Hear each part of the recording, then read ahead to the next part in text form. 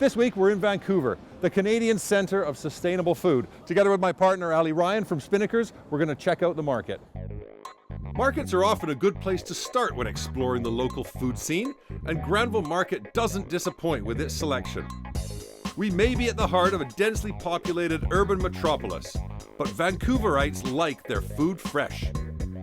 They also have sophisticated tastes and are always looking for new flavors, such as those found at the Capilano Tea House and Botanical Soda Company. So we developed a line of tea around this idea that we would use indigenous foods. So we have a blend called Juniper Rooibos, which uses juniper berries, pairs that with a Rooibos tea. So it's local meets global approach. And it's very cosmopolitan, it's very contemporary indigenous approach to food. How do you come up with these different flavor profiles? Like, you know, it's not your typical tea. We blend for flavor first. We go into a tasting facility and we have a concept for the recipe and we'll work through the ratios. And so it's just a really hard day of having to test all these teas and come up with the right flavor. Sometimes we'll bring a guest in. So for example, our Weaver's blend is actually designed by Chief Janice George, who is a master weaver. And so we asked her what type of tea she would like to drink while she's weaving. It's a contemplative art form. And yeah, this is the Weaver's blend here. You're gonna have to have a smell. Yeah, you have to have a smell. So it's a mild black tea from southern India. There's blackberry leaves and sage is the prominent flavor. And so sage we use as a spiritual cleanser in our smudge, but when you drink it, it can have a similar effect. So it's just the idea of sort of clearing your mind, clearing your spirit for the creative work that you're about to do. Where do you see Capilano Tea House going? I think really the plan is to get the teas into shops. I would love to see a First Nations brand next to a national brand in a Whole Foods or in Choices Market and these kind of things. So that's what we're working on this spring, as we're taking our top 5 teas to the wholesale market.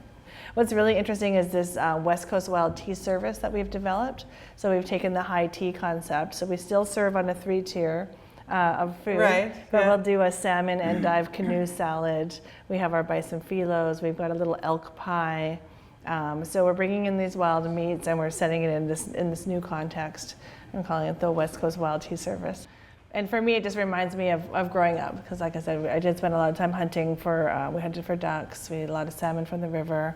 Hence the name, the Capilano, is really referencing growing up eating from the land. So we really did pick berries, you know, and go fishing and all these fun things. Living in a city the size of Vancouver, you might think getting access to really farm-fresh produce would be difficult. But there are some surprising options available. A world-class university here on the west coast of Canada is not the first place you think about for an active working farm. But here at UBC, that's exactly what they have. And I'm here today with Veronique. Thank you very much for having us. Hey, you're welcome, to Steve. see what it is you're actually doing here. This is just the most spectacular, beautiful, pristine looking farm I think I've ever seen. It's pristine and it's also quite dynamic. Right. So what goes on here? So right now behind us we have a mix of volunteers and students from the Practicum in Sustainable Agriculture program. That program literally grows the next generation of growers. So this is a university program that they're doing for a bachelor's or a... Actually, it's a program that is open to both university students as well as community members. Oh, okay. So the goal there is to make it as inclusive as possible, bring in a diversity of perspectives and background. So as part of this program, what kind of subjects, what kind of subject matter do the students involve themselves in?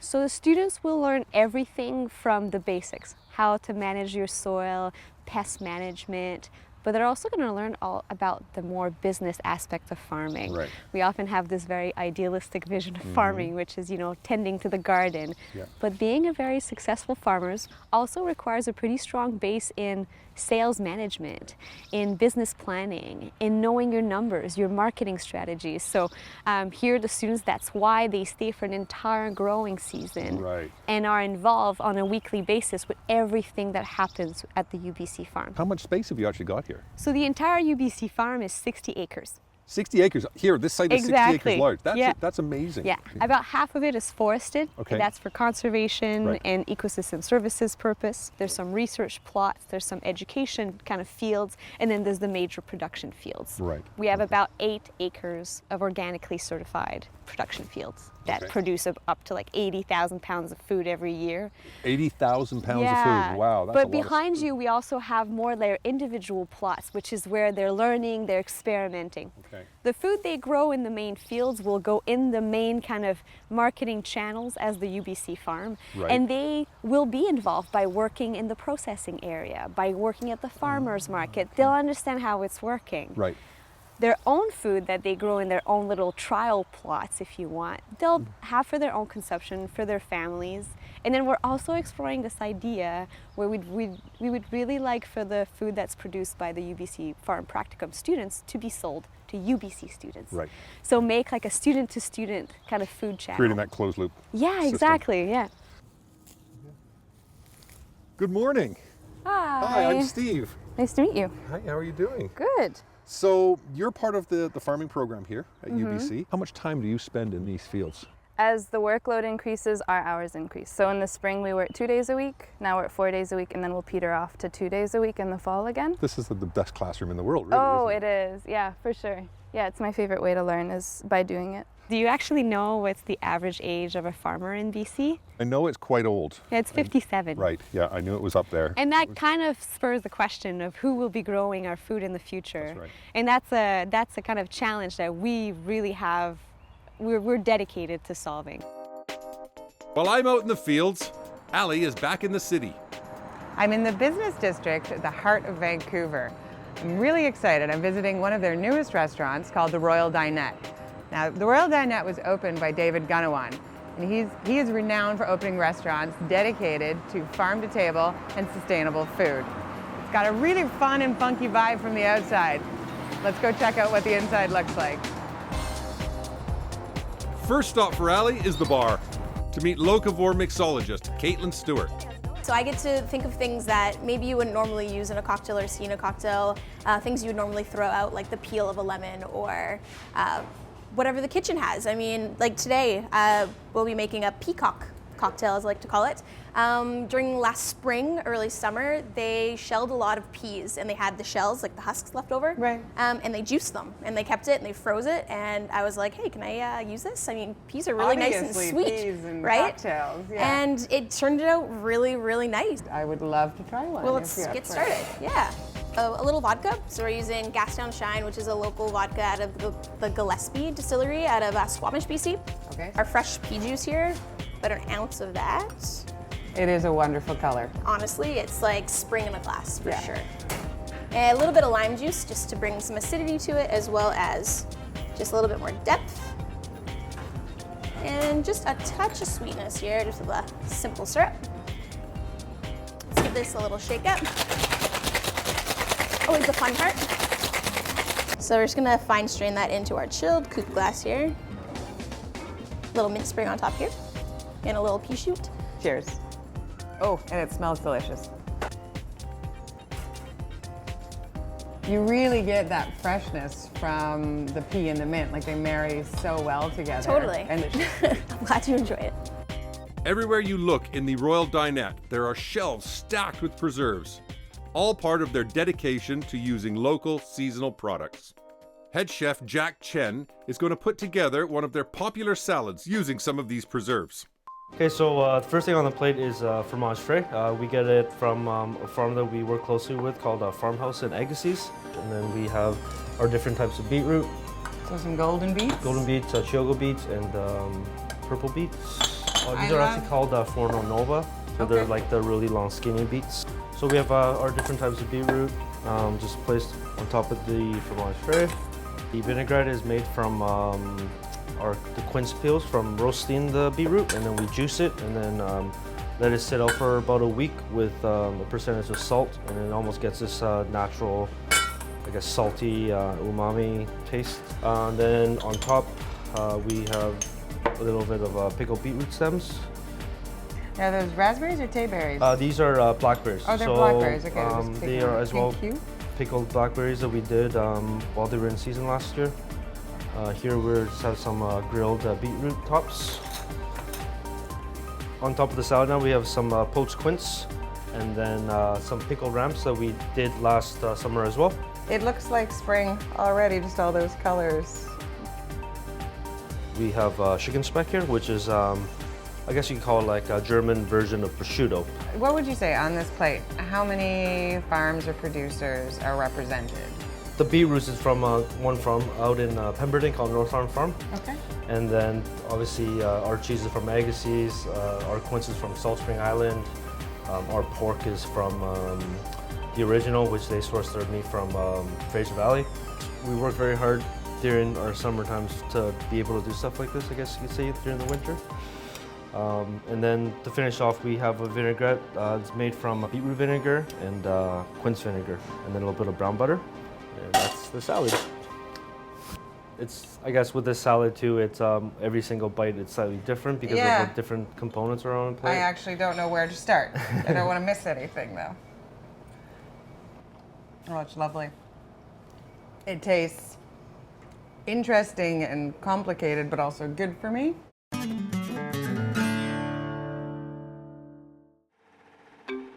Wherever you live, eating local needs local farms.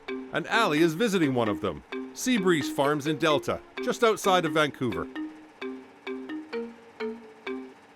Jerry, can you tell me a little bit about these gorgeous girls you have? Sure. No, this is the dairy herd. We're a dairy farm here. We milk about 300 cows, and we milk them twice a day. Our life is centered around keeping these girls happy and satisfied. How did you get into this? Is this a family business? This is a family farm. I farm along with my children here. We're multi-generational. My great-grandfather was a dairy farmer already, so. Like all dairy farms, this produces manure. Lots of it. Now this may look like waste to you, but it means something totally different on this farm. The manure from cows goes into an anaerobic digester where microbes convert it into methane. This is then cleaned so it can go to Fortis BC customers as renewable, carbon-neutral natural gas. On our farm here, we produce about enough natural gas for about 1,000 average-sized homes.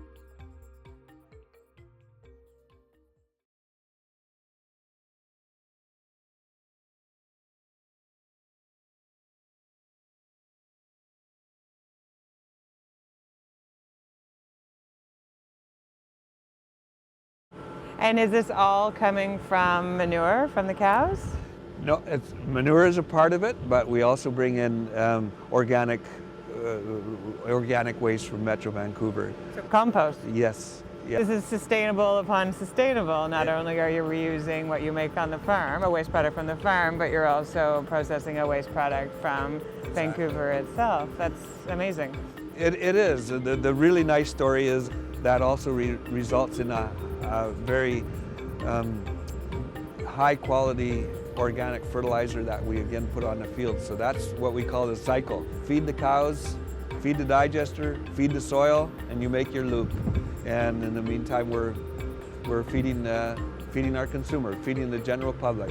And we collect the waste from the cows and we collect the waste from the consumer and make renewable energy out of it. Is an unusual aspect of a dairy farm in my experience. How did you get into this? Well, we were looking for different ways to become economically viable and sustainable. How do you carry on farming in an area where agricultural land is getting more and more expensive? Right. And so we've seen this as a possible option. And I see the possibility of more and more of it happening within agriculture, particularly in the Fraser Valley.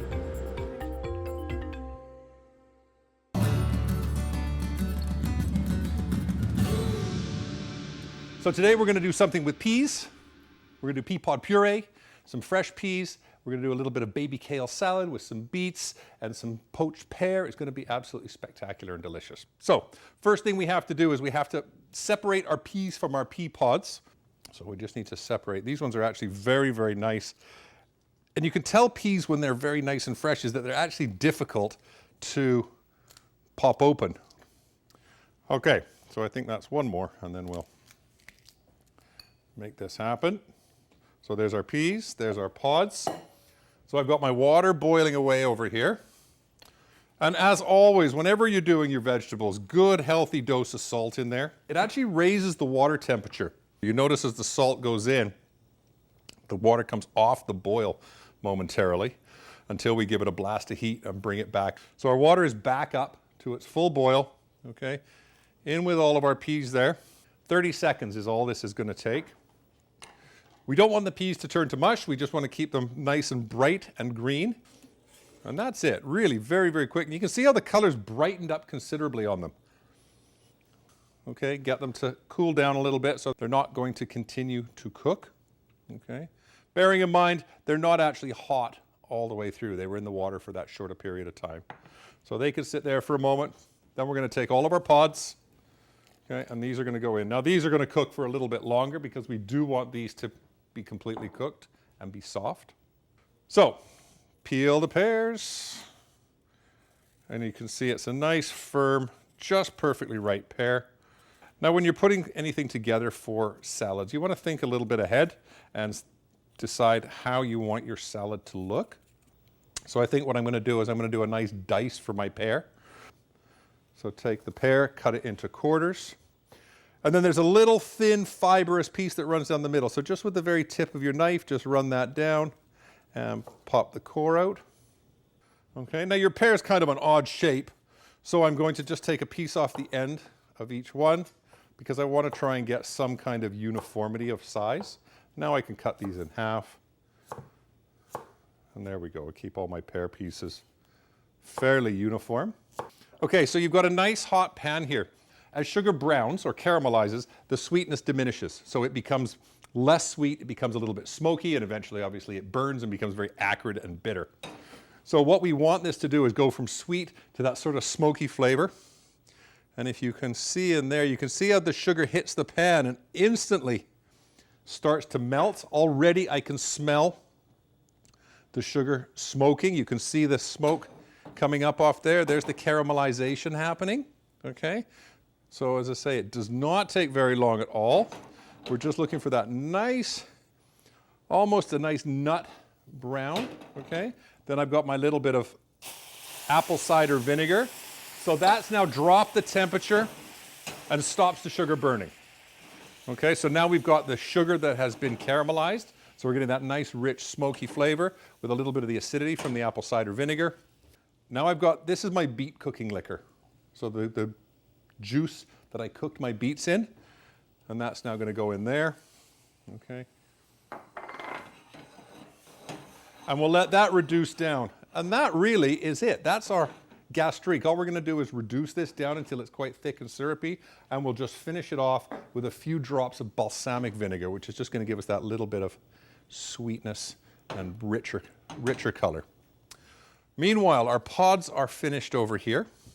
Give them a good drain. We want them to be as dry as possible. We don't want them any wetter than they need to be, so give them a good opportunity to drain well.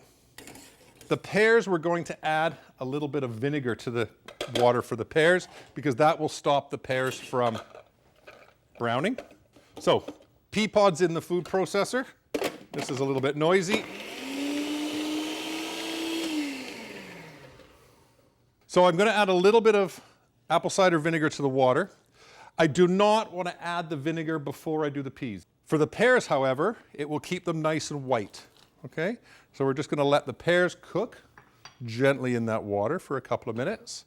Okay, and there we've got a nice soft puree. And as you can see, what happens is all the solid matter is left in the strainer, so that what we'll have in the bottom is just a nice, beautiful green pea puree.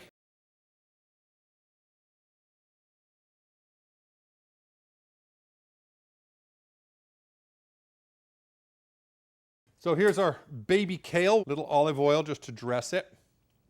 And then we're going to take that beautiful pea puree, a little spoonful of that in there, not too much, and just gently coat all of our greens with the pea puree. So we've got our kale positioned on the plate. The beets are always the one that if they hit anything else, they're going to bleed and discolor. So put them in place first, because then if they do fall around anywhere else, they're not going to make everything else look red. I'm going to put the pears just around the outside, and you'll see why in a moment. Something like that. And then, of course, our nicely blanched peas. And then, of course, we've got our gastrique. And you can see how even in the few minutes we've been plating, how much it's thickened up. A few drops of olive oil. Again, the acid of the gastrique and the olive oil together make a vinaigrette. A little bit of sea salt, and there we go.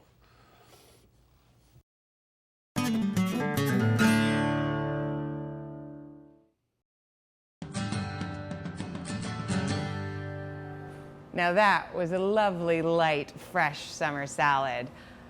The pairings that I've chosen to match that is another lovely, light wine. Actually, it's a Prosecco style. It's the Unsworth Charme de l'Île, so the charm of the island. As a Prosecco style, it has a natural lightness that will match the lightness of the salad, but it has some unique qualities to it.